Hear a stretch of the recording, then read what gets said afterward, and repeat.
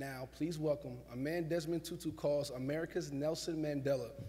Ladies and gentlemen, it is a privilege and a pleasure to present the Public Counsel's 2016 William O. Douglas Award to a man of hope, a man of courage, dignity, and compassion, Bryan Stevenson.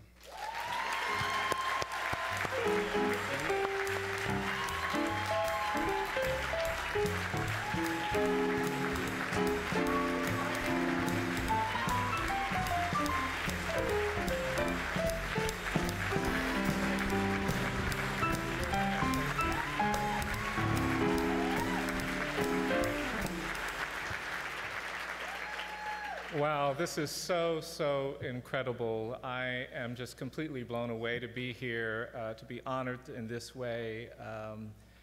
It's just a wonderful night, sharing this podium with the great lawyers at Sidley Austin who have just done extraordinary legal work in this country. It's been my great privilege to watch them work and see the amazing things they do. To stand at this podium behind the great leadership of Panda Express. I mean, they are the model of the kind of corporate generosity that can absolutely change this country. To be in a room with these creative, amazing artists, my good friend Mike Farrell, who's been leading the fight for human rights for so long, tremendous. John Legend, who's not only one of America's most talented and gifted performers, he is an activist going into jails and prisons with a vision of ending mass incarceration, and it's incredibly inspiring. And of course, Michael B. Jordan. I once looked like Michael B. Jordan. Michael, I want you to have your Creed body when you play me, okay? I'm so proud and privileged to be working with him. But I'm thrilled mostly to be here on behalf of Public Counsel. This is the kind of organization that is changing the world. And we need to change the world because we have problems in this country, in the world, that desperately need our attention. I work in the criminal justice area, and I've seen this country become a radically different place over the last 50 years. In 1972, we had 300,000 people in jails and prisons. Today, we have 2.3 million people in jails and prisons. We have 6 million people on probation or parole. We have 70 million people in this country who have criminal arrests, which means that when they try to get a job or try to get a loan, they are disfavored. The percentage of women we're sending to prison has increased dramatically. In the last 20 years, the percentage of women going to prison has increased 640%. 70% of these women are single parents with minor children, which means that when they go to jail or prison, their children are displaced.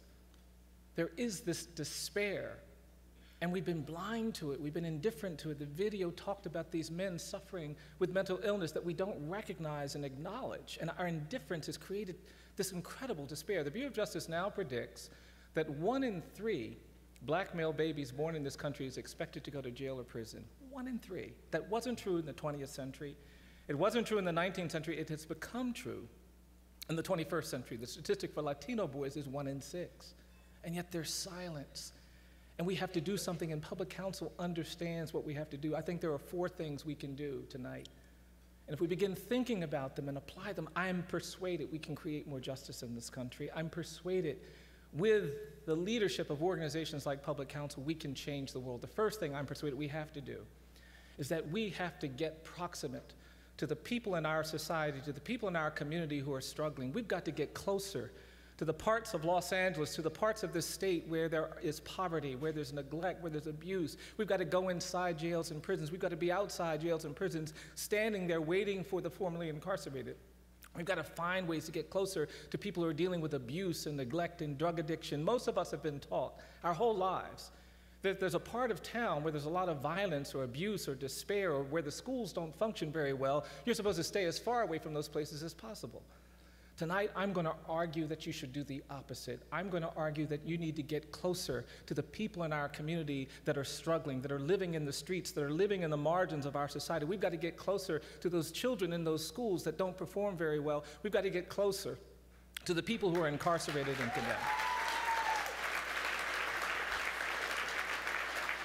And I want to suggest that if we think about this, we shouldn't think about this as a burden, because I am persuaded there's actually power in proximity. When you get closer to things, You actually begin to understand that you have a power that you cannot realize until you're in proximity to suffering. Some of us are trying to wait for people to solve problems from a distance, and it doesn't work like that. You can't see the details, the nuances of the problem if you're standing too far away. But when you get close, you begin to understand things you cannot understand from a distance. I'm the product of someone's choice to get proximate. I grew up in a community where black children couldn't go to the public schools. I started my education in a colored school. And lawyers came into our community and they made them open up the public schools for kids like me. And I'm not confused about the fact that but for those lawyers getting proximate, I wouldn't be standing here talking to you tonight, but because they did, I got to go to high school, I got to go to college, I got to go to law school, I get to now advocate on behalf of condemned people. But I tell you that because when you get close, you'll find something that will empower you. Don't fear getting proximate to the poor. Don't fear getting proximate to places of despair. Get close and you'll find power there. You'll find something transformative there, but it won't be enough. The second thing I'm persuaded we have to do is that we have to change the narrative that sustains inequality and abuse. You see, we can talk about the policies that give rise to these problems. We have mass incarceration. It's largely because we declared a misguided war on drugs. We decided to deal with drug addiction and drug dependency as a crime issue rather than a health issue. And we could have said, no, drug addiction, that's a health problem. But we didn't do that, and so we've locked up hundreds of thousands of people. We didn't do that for alcoholism. We said alcoholism, that's a health problem. And we now have our consciousness adjusted in the right way. If we know someone who's an alcoholic and we see them going into a bar, we don't think, let me call the police. But with drug addiction, we didn't do that, and we have criminalized and we've demonized people, and we created all of this despair. And we've got to change the narrative, but we have to understand that the narrative that gave rise to that policy was rooted in what I call the politics of fear and anger. We've had politicians in this country for 50 years competing with each other over who can be the toughest on crime. They've been perpetuating the politics of fear and anger. They want you afraid and they want you angry. And when you're afraid and you're angry, you'll tolerate inequality, you'll tolerate injustice, you'll tolerate abuse, you'll tolerate mistreatment, and we've got to change that narrative. We cannot be a just society. We can't be a fair society if we're ruled by fear and anger. I've seen this narrative play out with children. We created this idea that there were some children in our society who aren't really kids. We had criminologists going around saying that these kids may look like kids, they may act like kids, they may sound like kids, but don't be deceived, there's a new species of child in America. And these criminologists had a name for them. They said, these aren't children, they said, these are super predators. And they used that word to demonize a generation of children. And every state in the country lowered their minimum age for trying children as an adult. California did it. I represented a 14-year-old in Orange County, California, sentenced to die in prison for a crime where nobody got hurt. 3,000 children in this country condemned to die in prison, tens of thousands of children sent to adult jails and prisons because of a narrative. A few years ago, I represented a 14-year-old boy who lived in a household where his mother was repeatedly the target of a lot of domestic violence. This boy's mother had a boyfriend, and when this man would start drinking, he would sometimes become violent. And one day the man had been drinking, he came home, he walked into the kitchen and he called the boy's mother in there and he just went up to her and he punched her. He hit her in the face and she fell down and she hit her head as she fell. She was lying on the floor unconscious and bleeding and her son came running in. He tried to get his mom to wake up, he tried to stop the bleeding, but he couldn't. And after 10 minutes, this child thought his mom was dead. She wasn't dead, but he thought she was dead. This little boy got up and he walked into the bedroom where the man was sleeping. And he was going to call the police or the ambulance, but he remembered that this man kept a handgun in his dresser drawer. So he walked over to the drawer and he pulled it open and he pulled out the gun. And then he walked over to where the man was sleeping and he pointed the gun at the man's head.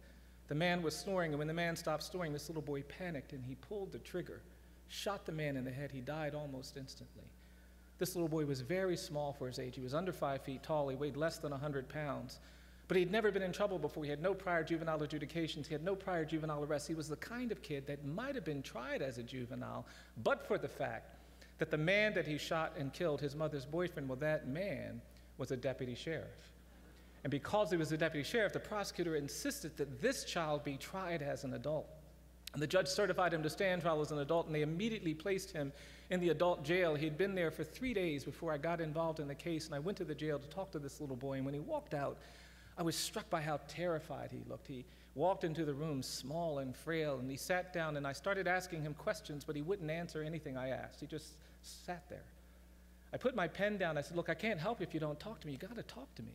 Little boy wouldn't say anything.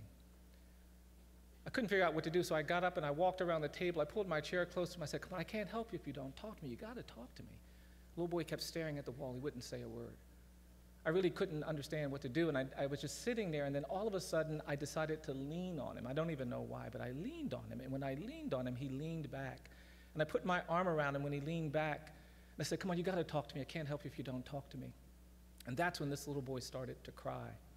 And through his tears, he didn't talk to me about what had happened with his mom. He didn't talk to me about what happened to the man. He started talking to me about what had happened at the jail. He told me on the first night several men had hurt him. He told me on the next night he'd been raped by several people. He told me on the night before I had gotten there, so many people had hurt him, he couldn't remember how many there had been. I held this little boy while he cried hysterically for almost an hour. I finally got him calm. I said, look, I'm going to get you out of here. You stay right here. And I never will forget that little boy grabbing me by the arm saying, please, please, please, don't go. I said, no, it's okay. You stay right here. I'm going to get you out of here. And I left that jail, and the question I had in my mind was, who is responsible for this? And the answer is, we are. We've allowed a narrative to emerge in this country that some children aren't children. We've allowed the politics of fear and anger to turn us away from the kids most vulnerable, most at need, the disabled children, the children who've been traumatized by violence, the children who are living in war zones, the children who are disengaged, the children who are undocumented. We've allowed our minds to think that those children don't matter. And I have to tell you, we have to change the narrative. I believe all children are children. I do.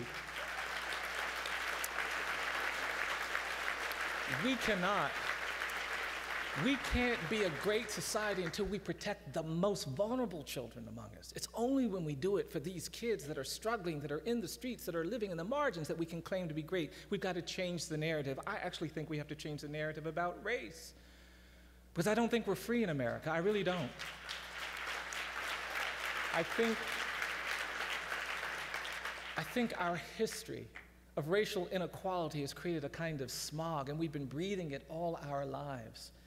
And we're not free.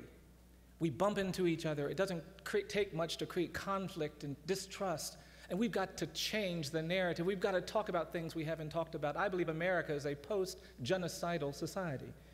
When white settlers came to this continent, there were millions of native people, indigenous people, and we slaughtered them by the millions through famine and war and disease, and we haven't talked about that genocide. We use this narrative of racial difference to justify what happened to them, and that indifference allowed us to then tolerate slavery. We had centuries of enslavement, and I don't believe the great evil of American slavery was involuntary servitude. I don't think the great evil of American slavery was forced labor. I think the great evil of American slavery was the narrative of racial difference that we created to legitimate it. The great evil of American slavery was the ideology of white supremacy that we made up to make ourselves feel comfortable. We said black people are different than white people. They've got these deficits and these qualities and these problems, and that narrative was the true evil of American slavery. And if you read the 13th Amendment, it talks about involuntary servitude and forced labor, but it doesn't talk about that narrative of racial difference. And because of that, I don't think slavery ended in 1865. I think it just evolved and turned into decades of lynching and violence. We had an era of terrorism in America. Between Reconstruction and World War II, we terrorized people of color. We lynched them. We pulled them out of their homes. We burned them alive, and this terrorism shaped the lives of many people. Older people of color come up to me sometimes. They say, Mr. Stevenson, I get angry when I hear somebody on TV talking about how we're dealing with domestic terrorism for the first time in our nation's history after 9/11. They say, we grew up with terrorism. We had to worry about being bombed and lynched and menaced every day of our lives, and we haven't dealt with that era. The demographic geography of this nation was shaped by racial terrorism. The black people in Los Angeles, the black people in Oakland, the black people in Cleveland and Chicago and Detroit and New York and Boston and Minneapolis did not come to these communities as immigrants looking for economic opportunities. They came to these communities as refugees and exiles from terror in the American South. And we haven't done the things you're supposed to do to help refugees recover. And we've got to change that narrative. I think we have to change the narrative about the civil rights era. I think we're doing a lot of good things, don't get me wrong, but I'm worried that we're too celebratory when we talk about civil rights in this country. I hear people talking about the civil rights movement, and sometimes it sounds like we're talking about a 3-day carnival. On day one, Rosa Parks didn't give up her seat on a bus.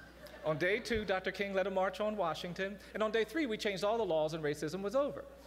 And it would be great if that's our history, but that's not our history. Our history is that for decades in this country, we humiliated people of color. We told black people, you can't vote just because you're black. We said to black children, you can't go to school because you're black. My parents were humiliated every day of their lives. They'd see those signs that said white and colored. They weren't directions, they were assaults, and we didn't do the things you're supposed to do to recover from an assault. And now we're living in this country, and there is a presumption of dangerousness and guilt that follows black and brown people in America. And it doesn't matter how many degrees you get, doesn't matter how much money you make, you can go places in this country where you will be presumed dangerous or guilty just by the color of your skin.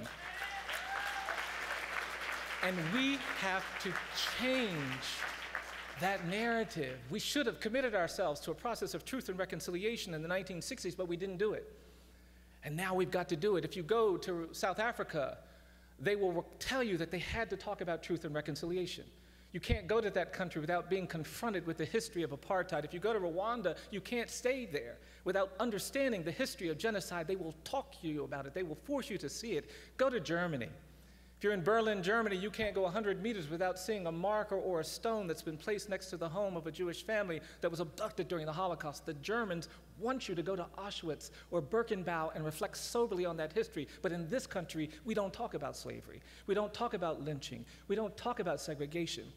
Because of that, we're not free. We've got to change the narrative. And only in changing the narrative can we begin to move toward that kind of freedom that we need. But that's not going to be enough either.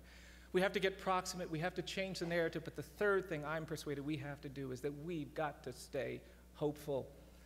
I really am persuaded of this. You've got to be hopeful. You've got to believe you can make a difference in the world. I really think that hopelessness is the enemy of justice. Injustice prevails where hopelessness persists. And the work of public counsel is rooted in hope. They believe that if they stand next to disabled children, if they stand next to homeless people, if they stand next to people coming out of jails and prisons, they can make a difference in their lives. And you've got to be hopeful too. You've got to protect yourself from the things that make you hopeless. And I can't tell you what makes you hopeless. I'll tell you a little bit about what makes me hopeless. I live in Montgomery, Alabama. It's probably the worst place in America for me to live.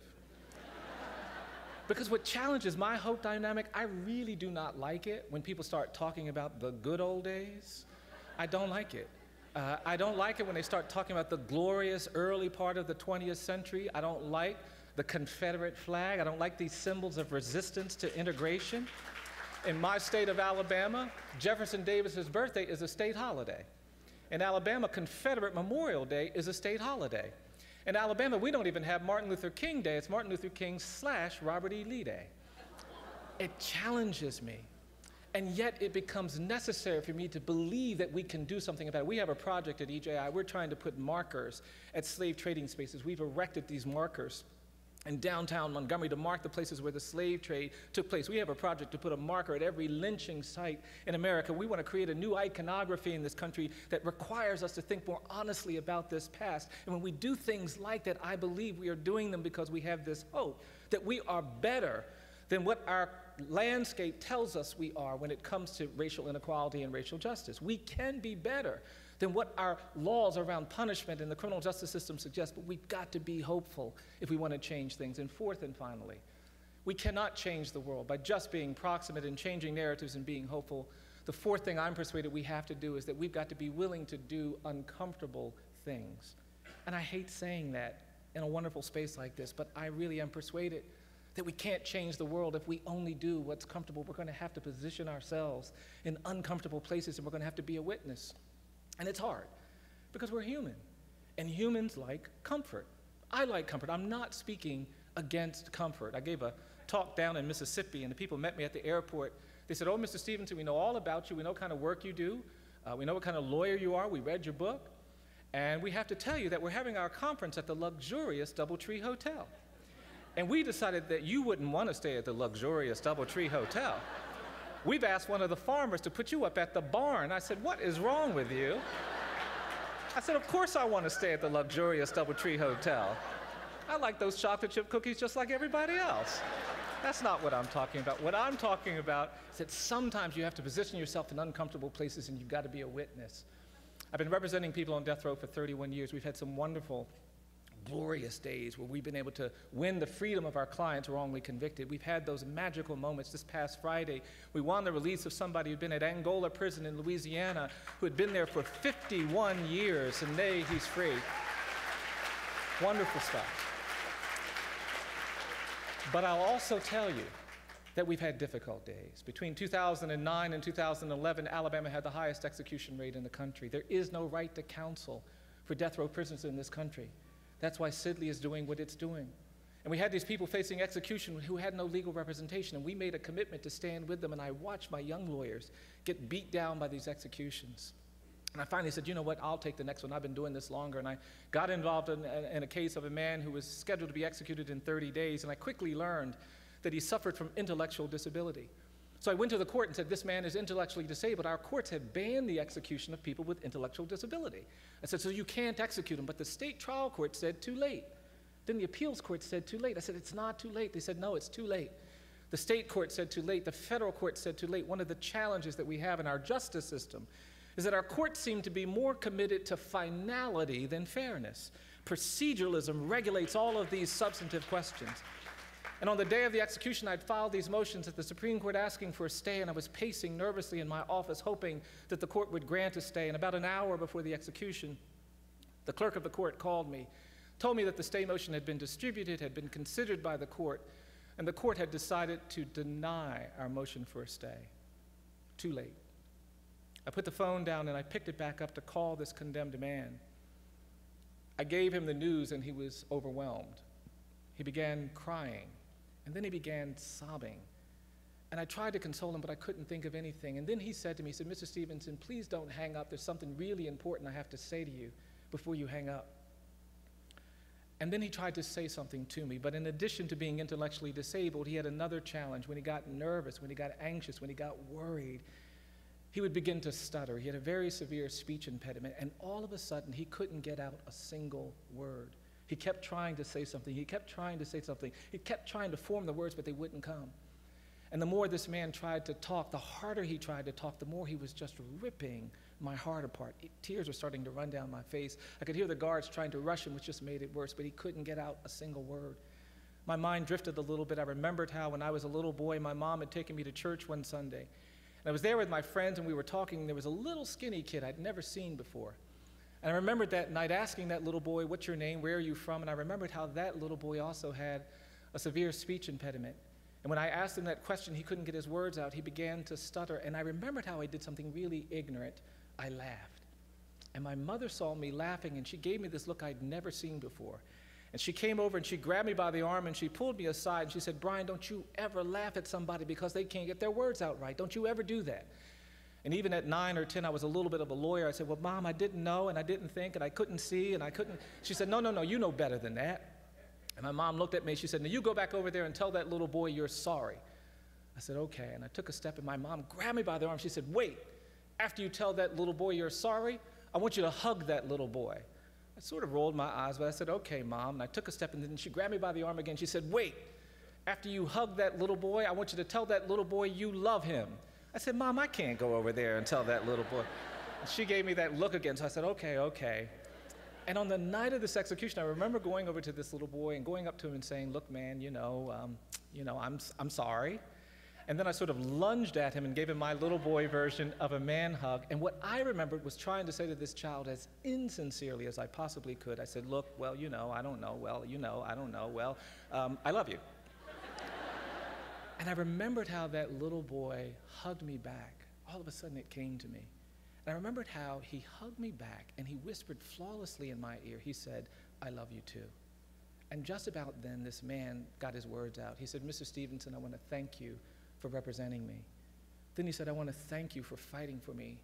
And the last thing this condemned man said to me, he said, Mr. Stevenson, I love you for trying to save my life. He hung up the phone. They pulled him away. They strapped him to a gurney, and they executed him. I hung up the phone, and I said, I can't do this anymore. It's too hard. Just too hard. I was so painfully uncomfortable. I was thinking about how broken he was, and this question I had in my mind was, why do we want to kill all the broken people in this country? What is it about us that when we see brokenness, we want to crush it and throw it away? We want to hate it. And I just said, I don't want to do this anymore. And then I realized that all of my clients are broken people. I represent the broken. I represent people who've been broken by disability, broken by racism, broken by poverty, broken by illness, broken by despair. I represent the broken. And then I realized I work in a broken system. The people who have power are unwilling to get proximate. They're corrupted by this fear and anger. They are hopeless about what they can do. And I said, I don't want to have anything more to do with this. And just about that time, I started thinking these big thoughts. I said, well, if you're not going to do this anymore, you better think hard about what you're going to do. And I began thinking about why I do what I do. And all of a sudden, I realized something I'd never realized before. I realized why I do what I do. And what I realized is that I don't do what I do because it's important. I don't do what I do because I've been trained to do it. I don't do what I do because it's about justice. I don't do what I do because if I don't do it, no one will. I realized that night something I'd never realized before. And what I realized is that I do what I do because I'm broken too. And the truth is that when you get proximate, when you change narratives, when you have to stay hopeful, when you do uncomfortable things, it will break you. But I also realized that night there is power in brokenness. It's the broken that can teach us the way justice is supposed to work. It's the broken that understand the power of compassion. It's the broken that understand the power of mercy. We should not be afraid to be broken in pursuit of justice. And I realized all of these things, and then I realized I can't stop doing what I'm doing. I'm not trying to save somebody else. I'm also trying to save myself. I am part of the broken community whose rights have to be protected, whose understanding has to be recognized, whose dignity is at risk. I believe really simple things. I believe that each of us is more than the worst thing that we've ever done. I think if someone tells a lie, they're not just a liar. I think if someone takes something, they're not just a thief. I think even if you kill someone, you're not just a killer, and we cannot do justice until we know the other things you are. I am persuaded that in this country, the opposite of poverty is not wealth. We talk too much about money in America. I believe the opposite of poverty isn't wealth. I think the opposite of poverty is justice. And when we do justice, that's when we deconstruct the systems and the structures that create poverty. And finally, I believe that we have to measure our commitment to the rule of law. We have to measure the health of Los Angeles and California and America, not by looking at how we treat the rich and the powerful and the talented and the privileged. We have to judge how we're doing in this country by looking at how we treat the poor and the incarcerated and the condemned. It's in that nexus that we see who we really are.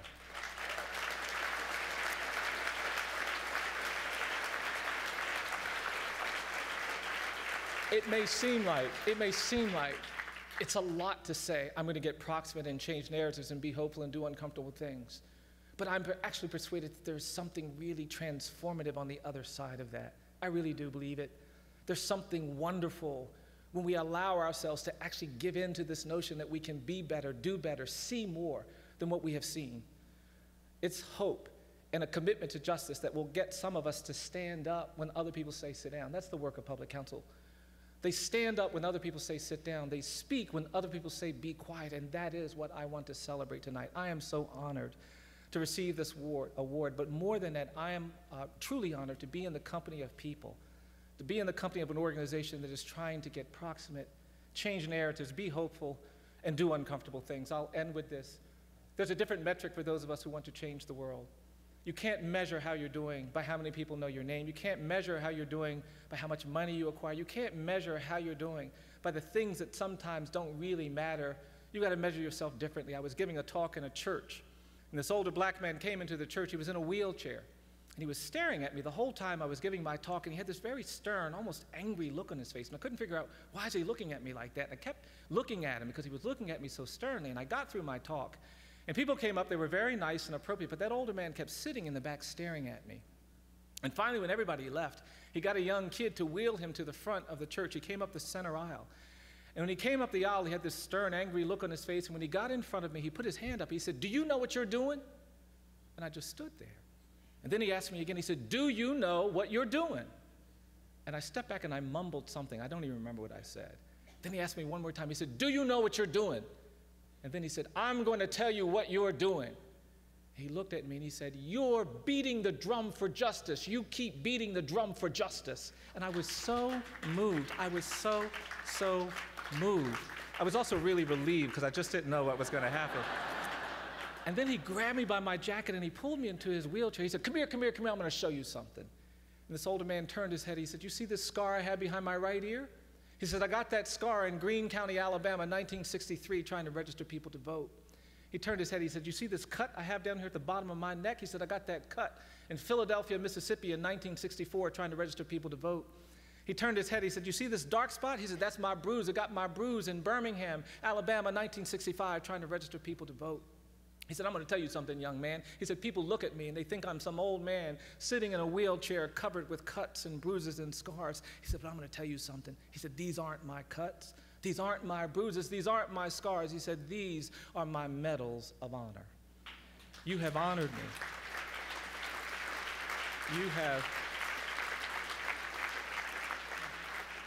You have honored a broken lawyer with some cuts and bruises and scars, but somebody who absolutely believes that we can create more justice in this country, someone who believes that we can make a difference in the world. And I'm excited that a community like this would stand with an organization like Public Counsel and honor people like me. In a glorious night like this, I am so deeply moved and so deeply grateful, but mostly so incredibly excited about what we can all do to create more justice in this country. Thank you all very, very much.